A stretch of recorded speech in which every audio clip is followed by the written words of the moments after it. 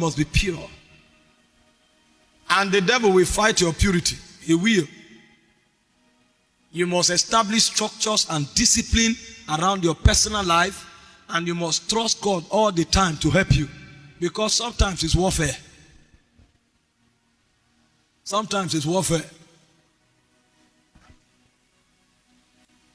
You know why growing up, I listened to men like Bishop Odeko and the rest, so we were radicals, militant when it comes to areas of structure, discipline, and order. And I had so much, the discipline was so rigid.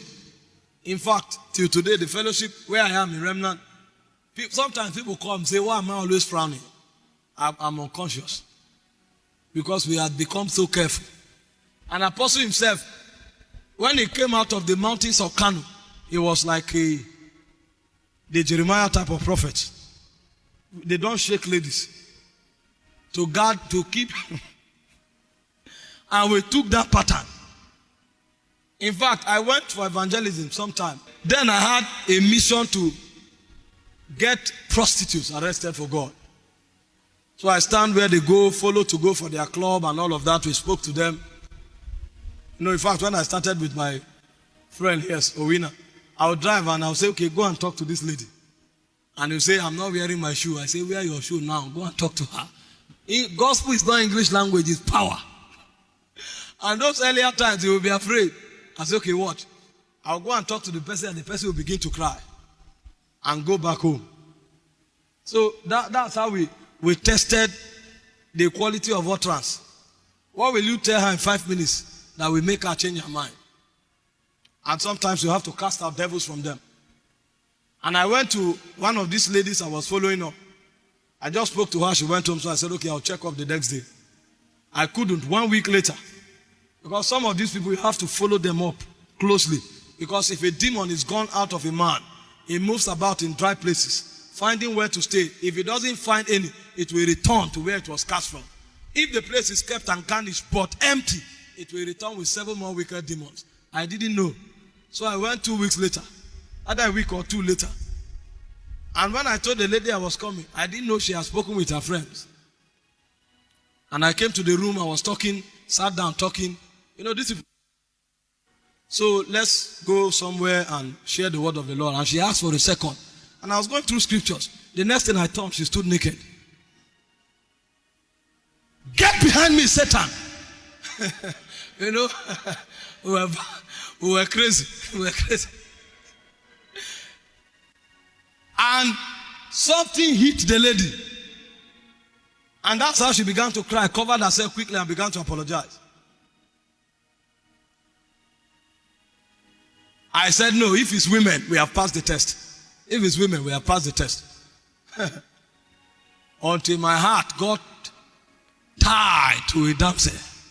And that was when I will be at home and my soul will be longing after her, like in a dry and thirsty land where no water is. That was when I knew it's beyond discipline. I then entered another energy level. And, oh my God, my heart and soul was, I want to pray. And I'll take my phone. She sent a message. Come out from among them. Touch not the unclean thing. They that bear the vessels of God must be pure. When I see her, I want to hug her. Handshake is not enough again. Me that didn't used to shake. Hey. I started struggling for months. I said, this thing is warfare. I now had to go to the lady. That's not the one I preached about before anyway. I had to go to the lady and told her, this thing can't work. I'm suffocating. And if I continue for 1 month, it's either I sleep with you or I rape you. Because if you don't burn the bridge, you will use it. And another time, after God helped me, a creature came out of my wall and told me, you will end on the lap of a woman. What? See, purity is warfare. You may not see it, but this is what's happening around you. That's why Paul said, sin shall no longer have war.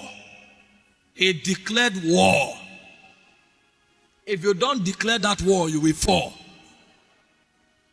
Sometimes I pray to God, I say, break this thing, break. If it will not, break it. If I'm going close, break it. Benihim told us, he said, don't trust yourself, trust only Jesus. Because in this battle we fight until we leave this body.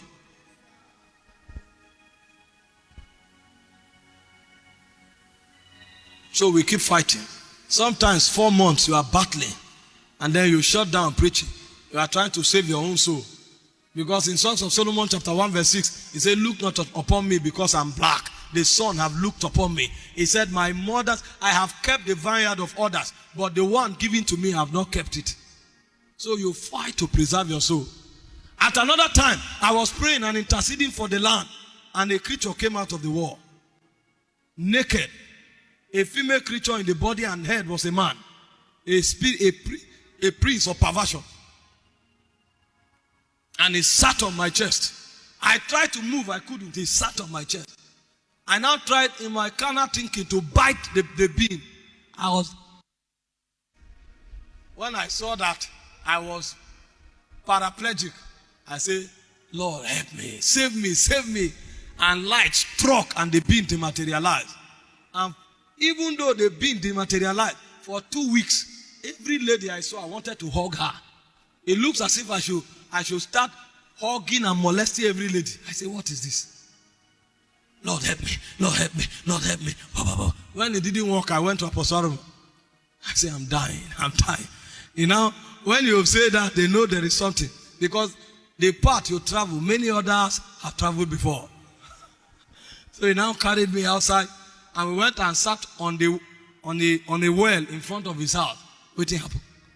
I see what is I'm going through.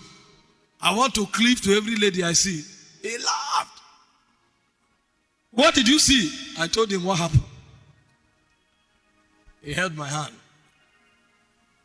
And he was quiet for a while. And then he spoke in tongues very loud. He violently. And he turned.